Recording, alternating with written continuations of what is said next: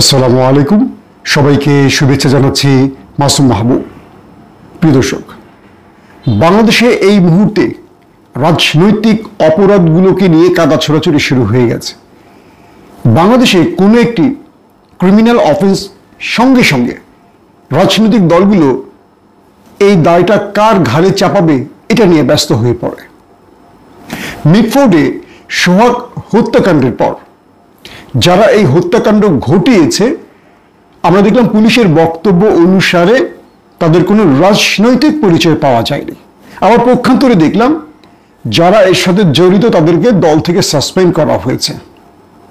দুটো বিষয় খেয়াল করেন, দল তাদের সাসপেন্ড করেছে, বহিষ্কার করেছে, কিন্তু পুলিশ বলছে রাজনৈতিক সম্পৃক্ততার প্রমাণ পাওয়া যায়নি। আবার একটি পক্ষ বলছে এটি বাণিজ্যিক বা ব্যবসায়িক দ্বন্দ্ব থেকে হয়েছে, চাঁদার বিষয় নয়। এই যে দেখেন বিষয়গুলো, তাহলে সত্য কোনটা? বহিষ্কার হলেন, আবার পুলিশ বলছে রাজনৈতিক সম্পর্ক নেই। সত্য কোনটা, পুলিশের নাকি দল থেকে বহিষ্কারের?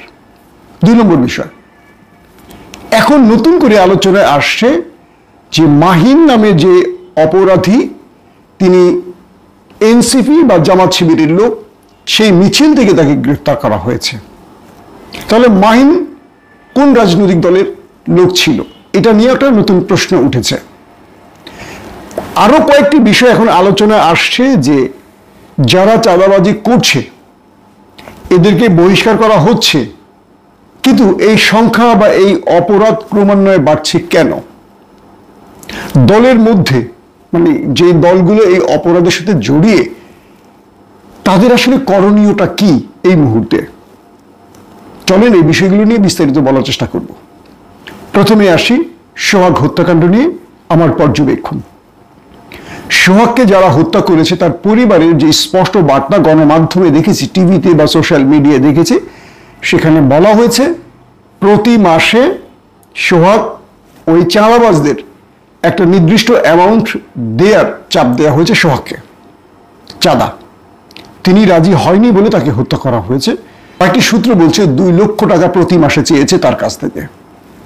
এরপর যারা এই পাথর দিয়ে হত্যা করেছে তাদের প্রত্যেকের নাম, ঠিকানা, সকল রাজনৈতিক পরিচয় প্রকাশ হয়েছে। কিন্তু পুলিশের কর্তা ব্যক্তি কি বললেন? খুনিদের রাজনৈতিক কোনো সংশ্লিষ্টতা পাওয়া যায়নি। এই পুলিশ কি বিএনপির? না।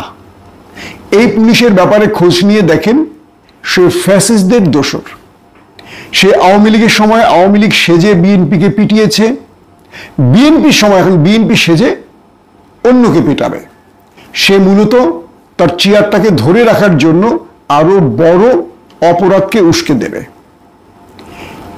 1 নম্বর, পুলিশকে এখন জিজ্ঞাসা করতে হবে, যদি তাদের রাজনৈতিক সংশ্লিষ্টতার প্রমাণ না মেলে তাহলে সেই দল থেকে তাদের বহিষ্কার করলো কেন? তার মানে আপনি মিথ্যা বলছেন। আপনি আইনের পোশাক পরে একটি চেয়ারে বসে রাষ্ট্রের গুরুত্বপূর্ণ জায়গায় বসে মিথ্যা বলছেন।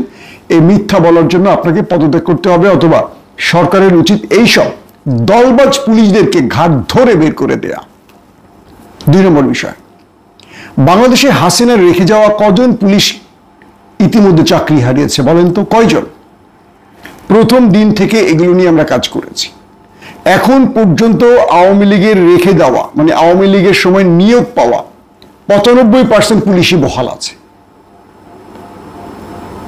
এবং যাদেরকে আওয়ামী লীগ 15-16 বছরে নিয়োগ দিয়েছে একদম বেছে বেছে আওয়ামী লীগ পরিবার থেকে, বিএনপি, জামাত বা আদার্স মতের লোকদের সুযোগই দেওয়া হয়নি। ইউনূস সরকার ক্ষমতায় বসে কজন পুলিশে চাকরি খেয়েছে? হাতে গোনা কজন। নতুন করে কজন পুলিশে নিয়োগ দিয়েছে? আমার জানা মতে কোনো নিয়োগ প্রক্রিয়ায় যায়নি। এখন প্রশ্ন হলো, ইউনূস সরকার বিপ্লবের চেতনার যে সরকার গঠন করলেন, সেই চেতনার আসলে মূলটা কোথায় গিয়ে দাঁড়ালো? ইউনূস সরকার কি চায় দেশের মধ্যে এরকম একটি অরাজকতা সৃষ্টি হোক আর তিনি আরো লম্বা সময় ক্ষমতা থাকবেন? হতে পারে, ক্ষমতার খায়েশ অনেকের থাকতে পারে। দেখুন, পুলিশের মধ্যে যারা বিগত 16 বছর বিরোধী মতকে, বিএনপি জামাতকে পিটিয়েছে, ক্রস ফায়ার করেছে, গুম করেছে, তাদেরকে নির্যাতন করেছে, একের পর এক মামলা দিয়ে হয়রানি করেছে, কাউকে বাড়িতে ঘুমোতে দেয়নি, পরিবারের উপর অত্যাচার করেছে, স্ত্রীর উপর অত্যাচার করেছে, স্বামীকে না পেলে স্ত্রীকে ধর্ষণ করেছে, এরকম বহু ঘটনা যে পুলিশরা ঘটিয়েছিল, সেই পুলিশরা তো এখনো বহাল তবিয়তেই আছে, তাই না? সেই পুলিশরা এখন হয়তো মনে করছে যে আমরা পিঠ বাঁচাবার জন্য বিএনপি সেজে যাব, আর বিএনপি যদি মনে করে যে এরা তো আমাদের পক্ষে আছে, এরা আমাদের লোক, তাহলে আমি মনে করি বিএনপিকে আগামী দিনে অনেক বড় বিপদে পড়তে হবে। দ্রুত সেই সব পুলিশের তালিকা করে তাদেরকে চাকরি থেকে সরাতে হবে যারা আওয়ামী লীগের আমলে গুরুত্বপূর্ণ পদগুলোতে ছিলেন। মনে রাখবেন, এরা বাতাসের সঙ্গে নৌকার পাল তুলবেন, কোন দিকে যেতে হবে এরা জানে। হাসিনার সিগন্যাল পেলে এরাই ঘুরে দাঁড়াবে জনগণের বিরুদ্ধে আবারও, মনে রাখতে হবে। 2 নম্বর বিষয়, বিএনপিকে এই মুহূর্তে যে বিষয়টি মনে রাখতে হবে, গত 1 বছরে 200-র উপর নিজেদের দলীয় নেতাকর্মী খুন হয়েছে। আমি যতটুকু তথ্য ঘেটে দেখেছি, হাসিনার আমলে 1 বছরে বিএনপির এত নেতা হত্যা হয়নি। হাসিনার আমলে 1 বছরে, পুরো 15 বছরের হিসেব বলছি না, 1 বছরে 5 তারিখের পর বিএনপির সাথে, অর্থাৎ বিএনপির অঙ্গ সংগঠনগুলো, ছাত্রদল হোক, যুবদল হোক, বাকি যে অঙ্গ সংগঠন আছে, এরা নিজেদেরকে হত্যা করেছে 200-র উপরে। সংখ্যাটা আরো অনেক। প্রশ্ন করবেন না এখন যে আওয়ামী লীগের আমলেই তো বিএনপির এত লোক প্রাণ হারেনি 1 বছরে, তাহলে বিগত এই 1 বছরে নতুন বাংলাদেশে হাসিনা ফ্যাসিস্ট হাসিনার বিদায়ের পর বিএনপির লোকদেরকে এতগুলো হত্যা করলো কেন? বিএনপি এখন বিচার কার চাইবে, যিনি হত্যা হয়েছেন নাকি যিনি হত্যা করেছেন? এই উত্তরগুলো খুঁজছেন বিএনপিকে এই উত্তরগুলো খুঁজতে হবে যে ক্ষমতায় আসার আগেই 1 বছরে যদি নিজেদের কি প্রায় 200 লোককে মেরে ফেলে, ক্ষমতায় আসার পর এই বিএনপিকে কন্ট্রোল করবে কারা? এই বিএনপিকে জনগণের আস্থায় আনবে কারা? আমার কথাগুলো শুনলে এখন মনে হবে আমি অন্য কোনো দালাল শব্দটা আপনারা খুব ভালো ব্যবহার করতে পারেন, আমার যায় আসে না। বিগত 2 দিন আগে একটা ভিডিও করেছিলাম এই সোহাগকে নিয়ে, লাইভ। জম্মের মতো আমাকে মানুষ বিএনপির দালাল বলেছে, জম্মের মতো। মানে আমি বলেছিলাম যে এটার সাথে বিএনপির সম্পৃক্ততা নেই, মানে যারা তারেক রহমান বা বিএনপিকে গালাগাল করছেন আমি এটার বিরোধিতা করেছি। কমেন্ট দেখলাম, আমাকে কেউ কখনো ভিডিওতে এরকম গালাগাল করে না। ওই কমেন্ট দেখে গালাগাল শুনে, মানে বিএনপির দালাল শব্দটা শুনে অবাক হয়ে গেলাম যে আসলে মানুষের চিন্তার বা বিবেকের জায়গাটা এত মানে ন্যারো কেন? মানুষ আসলে বৃহৎ আকারে চিন্তা করতে পারে না কেন? আমার আজকের ভিডিও দেখে আবার মনে করবেন যে আমি অন্য কোনো দলের দালাল, তাই তো? কেউ সাংবাদিক ভাবতে পারেন না, কেউ নিরপেক্ষ চিন্তা করতে পারেন না, কোনো না কোনো দলের পক্ষে আপনাকে নিতেই হবে, যেতেই হবে।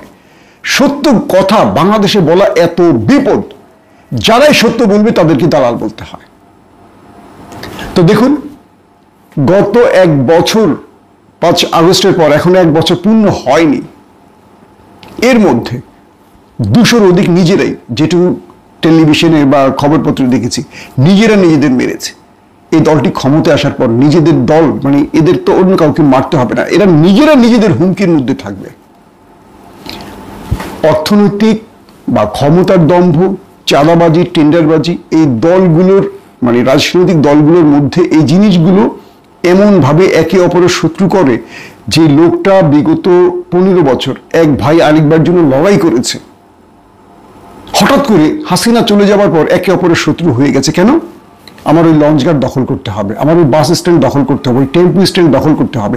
এই দখল আমি একা খাবো। হ্যাঁ, আমি অনেক কষ্ট করেছি। আমার এই মানে রাজনৈতিক দলগুলোর মধ্যে এই লোভ, অর্থনৈতিক টার্গেট, রাজনৈতিক পদবীর টার্গেট, এরা একে অপরকে ভুলে যায়, এরা ভাই, এরা হয়ে যায় শত্রু, একে অপরকে মেরে ফেলে। পাথর দিয়ে মানুষটাকে মারার দৃশ্যগুলো দেখেছেন? কল্পনা করা যায়? আমি এটার সাথে সংশ্লিষ্ট করব আমাদের শত্রু দেশের এজেন্সিকে, কারণ এত নির্মমভাবে একটা মানুষকে হত্যা করে একটা জাতিকে উস্কে দেওয়ার যে প্রবণতা, এগুলি হয় সবসময় গোয়েন্দা বাহিনীর। আমাদের শত্রু দেশটির এজেন্সি এই কাজটি করেছে, এটা আমার ধারণা।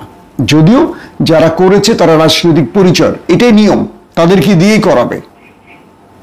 কোনো আকাশ থেকে শয়তান এনে ফেরেশতা এনে বা কোনো লোক ভাড়া করে না, এই কাজটি করতে হলে এভাবেই করতে হবে। আসেন 3 নম্বর বিষয়। এই মুহূর্তে সোশ্যাল মিডিয়াতে আমরা দেখতে পাচ্ছি মাহিন কোথা থেকে গ্রেপ্তার হয়েছে। কেউ বলছেন শিবিরের মিছিল থেকে, কেউ বলছেন এনসিপির মিছিল থেকে গ্রেপ্তার হয়েছে। ধরে নিলাম তিনি শিবির বা এনসিপির মিছিল থেকে গ্রেপ্তার হয়েছে। কালকে যদি আরেকজন অপরাধী বিএনপির মিছিল থেকে গ্রেপ্তার হয়, সে কি বিএনপির? আমাকে বলেন, সে কি বিএনপির? কেউ অপরাধ করে বাঁচার জন্য কোন একটি মিছিলে ঢুকে পড়লে সে দায় সেই মিছিলের ব্যক্তিরা নেবে। এই প্র্যাকটিস যদি আগামী দিনে শুরু হয়, ধরেন মাহিন, বাদ দিলাম মাহিন কোন দলের সেটা নিয়ে আমার আর আলোচনা বাদ, মিস্টার কদম আলী একজন মানুষকে হত্যা করলেন, করে তিনি চলে গেলেন বিএনপি বা জাতীয় পার্টি বা এনসিপি বা চরমোনাই বা ইসলামী কি বলে হেফাজতে ইসলাম কোন একটি দলের মধ্যে। তখন আপনারা কি করবেন? ব্যক্তি যখন একটা অপরাধ করে কোনো দলে ঢুকে যাবে, আদৌ তিনি সেই দলের না, তাহলে আপনি কি করবেন? সেই দলের বিরুদ্ধে আপনি প্রচার শুরু করবেন। কিন্তু আমরা কি করছি? বিএনপি কখনো এই লোকদের পাথর মেরে হত্যা করতে বলেছে? বিএনপি কিন্তু বলেনি। মিছিলগুলো হলো কি নিয়ে? তারেক রহমানকে নিয়ে। যে অশ্লীল ভাষায় তারেক রহমানকে নিয়ে স্লোগানগুলো উঠেছে, আমি ধরে নিচ্ছি, আমি বুঝেই নিচ্ছি যে এগুলো ইন্টেনশন, এগুলো পূর্ব পরিকল্পিত প্ল্যান। মিটফোর্ডে একটা অপরাধ করেছে একজন, সরাসরি গালাগাল করা হচ্ছে তারেক রহমানকে। কেন ভাই? 15-16 বছর আগে আপনার সজীব ওয়াজেদ জয়ের বিরুদ্ধে একটা মিছিল করতে পেরেছেন কেউ? যে শেখ পরিবারের নামে বাংলাদেশকে লুটে পুটে শেষ করে ফেলা হয়েছে, কেউ তো সজীব ওয়াজেদ জয়ের বিরুদ্ধে একটা স্লোগান তুলতে পারেননি। এখন তুলছেন তারেক রহমানের নামে, কারণ তারেক রহমান এই বিষয়গুলোর প্রতিহিংসার মাধ্যমে নেন না। তিনি সবসময় শান্তিপূর্ণ আলোচনা বা তিনি সবসময় সংলাপের মাধ্যমে অনেক কিছু সমাধান করতে চান। তার বিরুদ্ধে এত এত অভিযোগ, খাম্বা থেকে শুরু করে সিএনজি মিএনজি, তিনি এগুলো নিয়ে কখনো প্রকাশ্যে মানুষের মুখোমুখি হননি, কারণ তিনি মনে করেন বাংলাদেশের মানুষ তাকে বিশ্বাস করে, একদিন মানুষের উত্তর পাবে।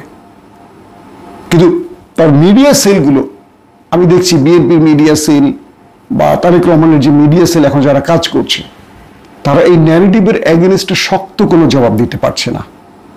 এটি কোনো একটি বৃহৎ ষড়যন্ত্রের অংশ। আপনারা অপরাধীর বিচার চান।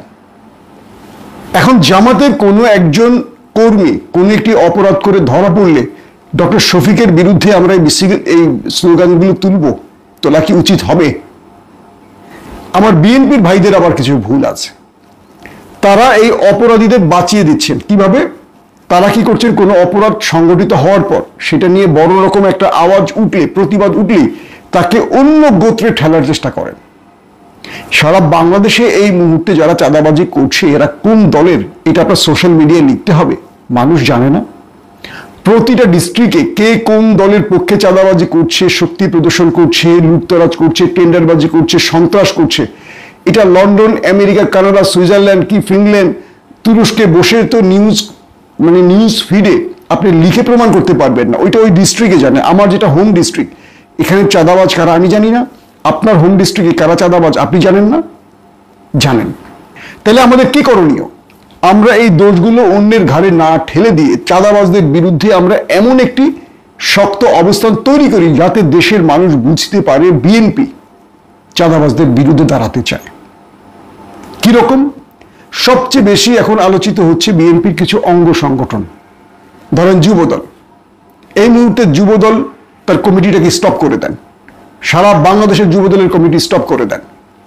নির্বাচনের পর তারেক রহমান বলবেন নির্বাচনের পর যুবদল পুনর্গঠন করা হবে, ছাত্রদল পুনর্গঠন করা হবে, অমুক দল পুনর্গঠন করা হবে। দেখবেন সবাই সোজা হয়ে যাবে। এই কমিটির পদবীধারীরাই মনে করে যে আমি এই পদে আছি, এখন এই এলাকা আমি খাবো। আমার মনে হয় এই বিষয়টি জনাব তারেক রহমানকে খুব জরুরি করতে হবে, সকল কমিটিকে স্টপ করে দিতে হবে, দিয়ে ভেতরে ক্লিন ইমেজের নেতাদের খুঁজে খুঁজে বের করতে হবে।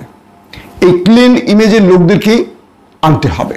দেশের মানুষ বিএনপিকে ভালোবাসে, সর্বাধিক ভালোবাসে। বিএনপি শুধু একটি কাজ করলেই হয়, জনগণের পালস বুঝলেই হবে, আর কিচ্ছু করতে হবে না। কারণ তারেক রহমান তার বক্তব্যে বারবারই বলছেন যে আপনার কারণে আমার দল ক্ষতিগ্রস্ত যদি হয় আমরা আপনাকে অন করব না, আমরা আপনাকে দলে রাখবো না, কোনোভাবেই না। তারেক রহমান প্রতিদিন তার বক্তব্যগুলোতে বলছেন যে মানুষের কাছে আমাদের যেতে হবে, মানুষের মনের ভাষা বুঝতে হবে, আমার দলের কোনো কর্মী অপরাধ করবেন না। তিনি বারবার বলছেন। এই বক্তব্যগুলোকে আমরা অন করছি না, কেন করছি না বুঝি না। কিন্তু দেখেন দিন শেষে তারেক রহমানকে অপরাধী বানিয়ে ফেলে ষড়যন্ত্রকারীরা, বিপরীত বা অন্য মতের রাজনৈতিক দলগুলো। আমি জামায়াত, এনসিপি বা আদার্স ইসলামিক দলগুলোর ভাইদের বলবো, আপনারা যারা ইসলামিক দল করেন আপনারা একটা বিষয় খুব ভালো করে জানেন, সেটা হলো অন্যের বিরুদ্ধে প্রোপাগান্ডা ছড়ানো, কুৎসা রটানো, গীবত করা, বুহতান করা, মিথ্যাচার করা এটা গর্হিত অপরাধ মুসলমানদের জন্য। আপনারা এই শিক্ষাটা আপনাদের নেতাকর্মীদের দিয়ে দেবেন যারা ইসলামের নামে রাজনীতি করতে চায়। যে অপরাধী তার বিচার চান। তবে জিয়াউর রহমানের ছবি মাটিতে ফেলে পালানোর যে ভিডিও, এটি ছাত্রলীগ দ্বারা সংগঠিত হয়েছে, পূর্বের একটি ভিডিও। এটাকে আবার সামনে নিয়ে আসতে যাচ্ছে কিছু গুজব লীগের ভাইয়েরা। তারা বিএনপিকে উস্কে দিতে চায়, আর বিএনপির কিছু মাথামোটা অ্যাক্টিভিস্ট এটা নিয়ে আবার মাঠে নেমে গেছে। আমি আপনাদের শেষ একটি কথা বলে এই ভিডিওটা শেষ করতে চাই। পুলিশের মধ্যে অনেকেই এখন বিএনপি সাজবে, অ্যাক্টিভিস্টদের মধ্যে অনেকে এখন বিএনপি সাজবে। অনেক সুবিধাবাদীরা যারা এতদিন মধু খেয়েছে হাসিনার মাসনদ থেকে, হাসিনার আমলে, হাসিনার শাসন আমলে, এরা অনেকেই এখন বিএনপির সাথে গা এলিয়ে চলবে, গা মিলে চলবে, মানে গায়ের সাথে গা লাগিয়ে চলবে। কারণ বিএনপির থেকে তারা কিছু হাতাতে চায়, বিএনপির হাত থেকে তারা বাঁচতে চায়, অথবা বিএনপির আমলে আবার টাকা বানাতে চায়। তাদের টার্গেট সেটাই। বিএনপিকে এটা বুঝতে হবে গত 15 বছরে কে কার পক্ষে ছিল, কে কোন জায়গায় সুবিধা নিয়েছিল, এগুলো বুঝে শুনে তার দলের মধ্যে লোককে আনতে হবে, তার বন্ধু বানাতে হবে, তার সহযাত্রী অংশীজন বানাতে হবে। যদি বিএনপি এটা না করতে পারে, আওয়ামী লীগ খুব সহজে তাদের এজেন্টগুলোকে ঢুকিয়ে দেবে বিএনপির মধ্যে, এবং এরাই বড় বড় অপরাধ করে বিএনপিকে মোটামুটি ধসিয়ে দিয়ে চলে যাবে। বিএনপিকে 5 বছর না 2 বছর পরে ক্ষমতা ছেড়ে পালাতে হবে। আওয়ামী লীগ এবং আমাদের প্রতিবেশী গোয়েন্দারা মাস্টার প্ল্যান নিয়ে নেমেছে জিয়া পরিবারের বিরুদ্ধে। তারা বিএনপিকে চাইলেও জিয়া পরিবারকে চায় না। তাদের টার্গেট